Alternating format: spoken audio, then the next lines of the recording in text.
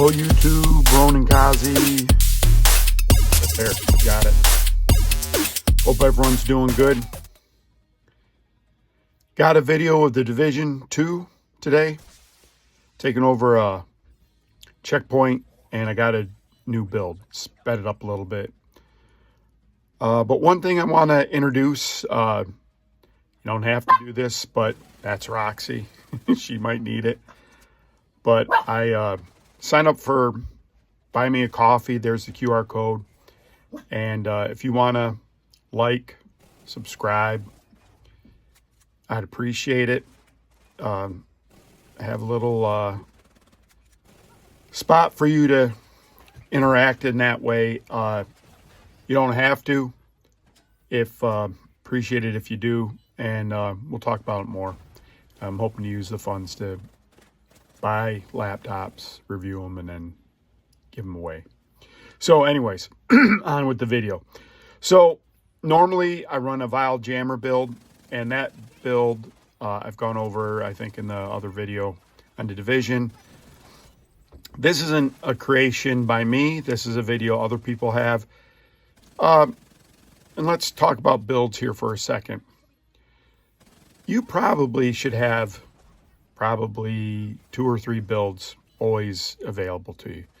You should always have an electronics build with a turret and a drone and some high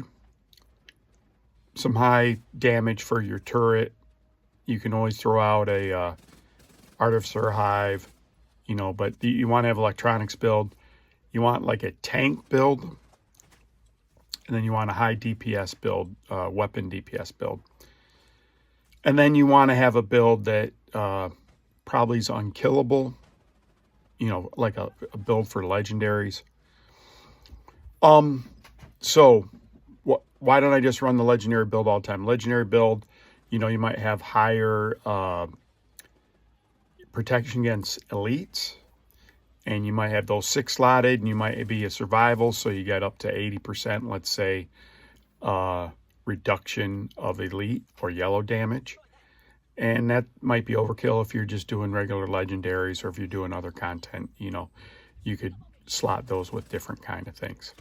I've always run around with the idea of maybe having incoming repair. That's something I've started thinking about doing, having an incoming repair build or something like that. So I'd seen a couple of things where there's these HazMat builds, and I always said I don't really run into that much hazards. And by HazMat build, I mean everything except explosives. Explosives is its own category.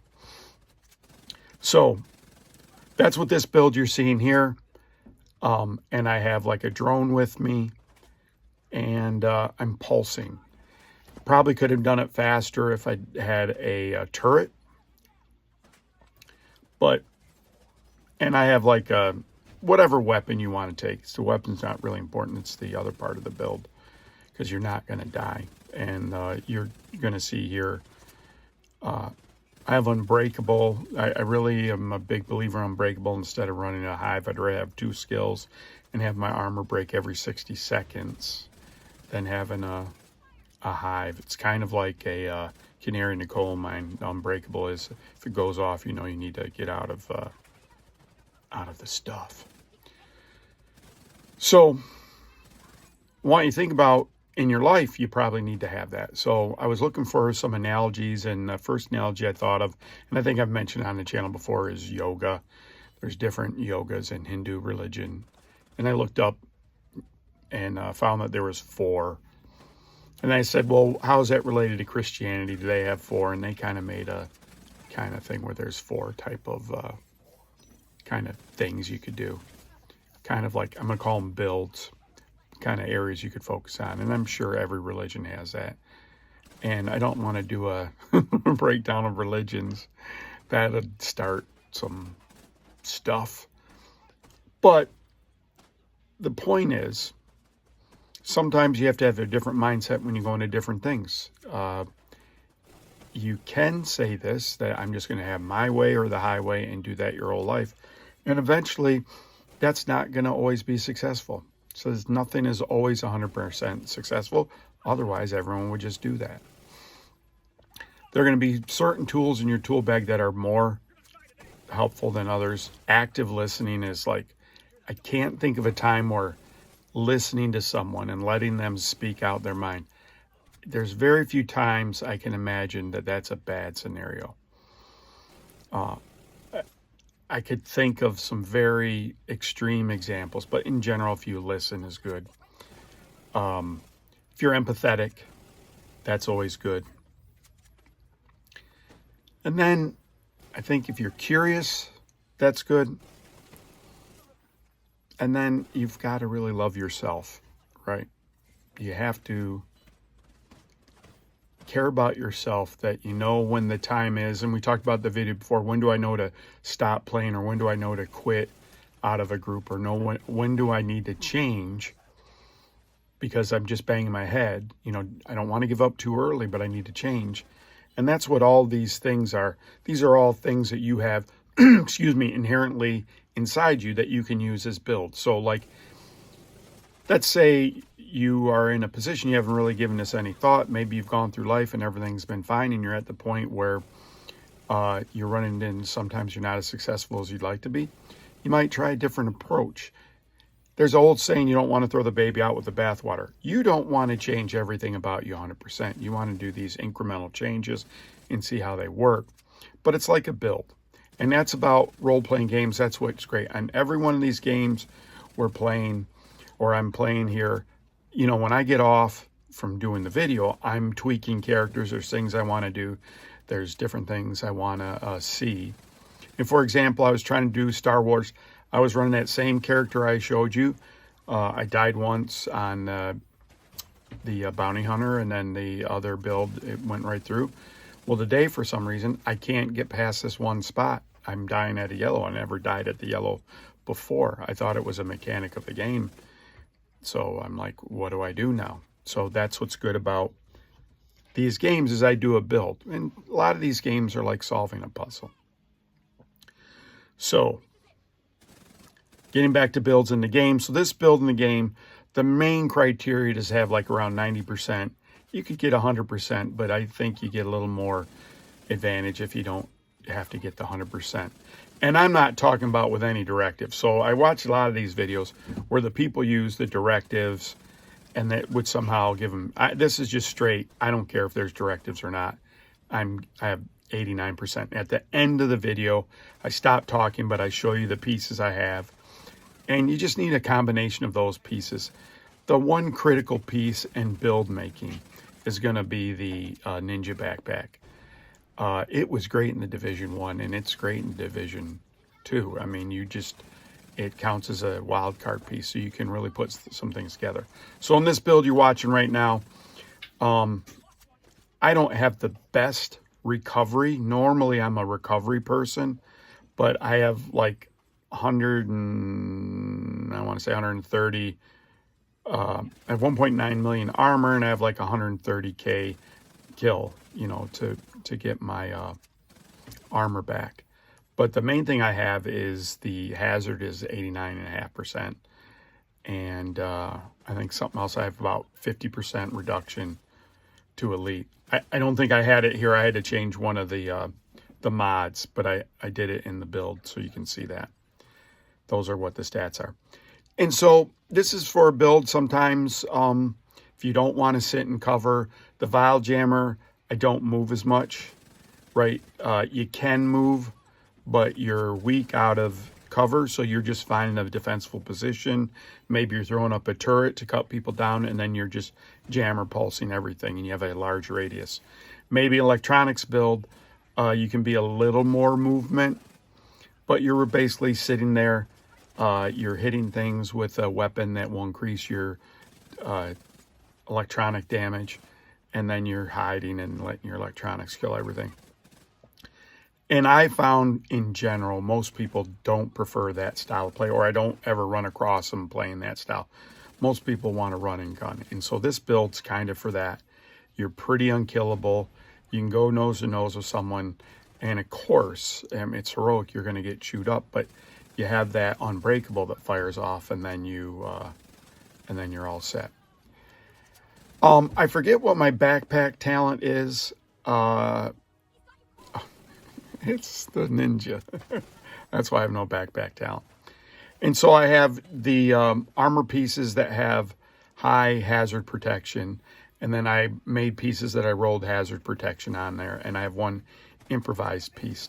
Improvised pieces are good because they give you another mod slot. So in my legendary builds, I have almost always all improvised spots, like in the hands, the knees, and the harness, or your holster, excuse me.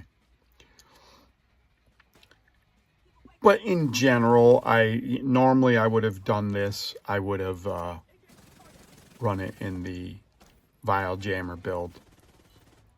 But I wanted to show you something different.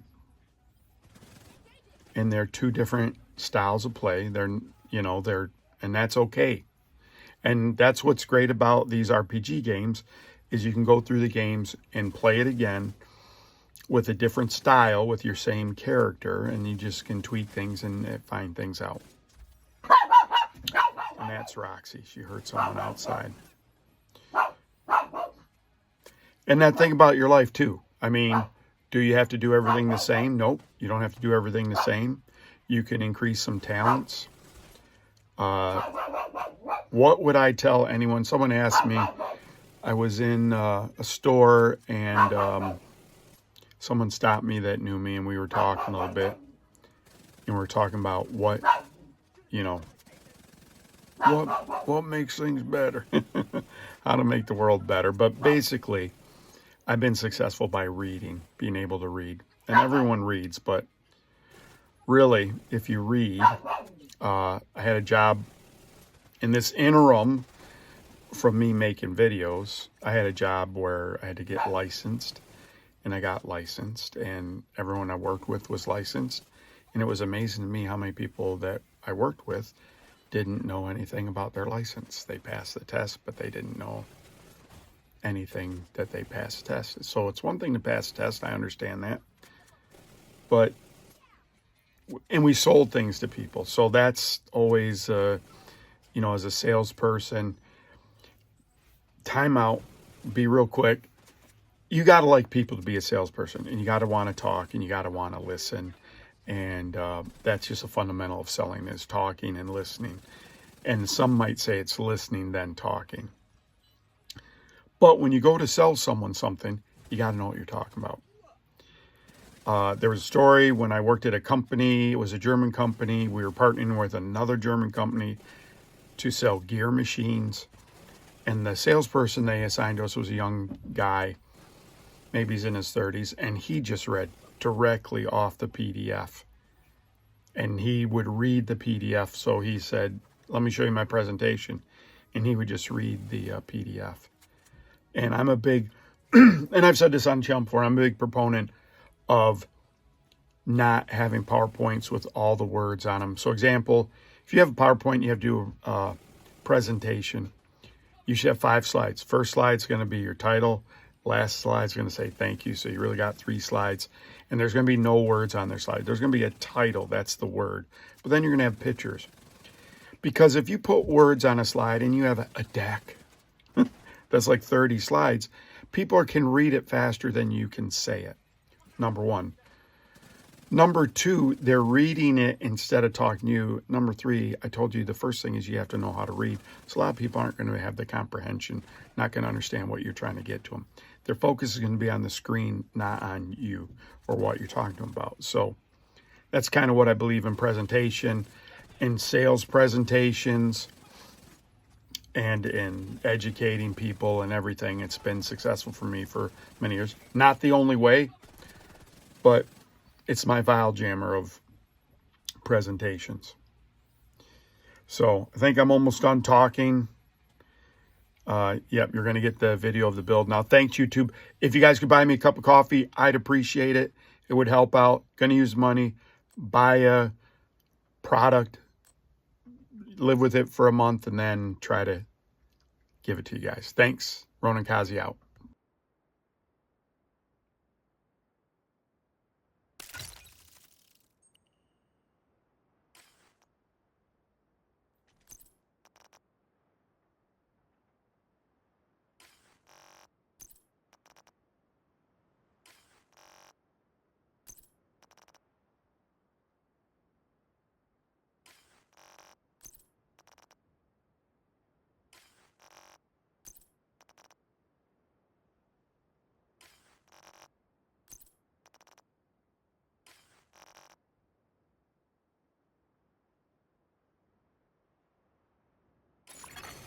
Detected. Nearby location guarded by hostiles.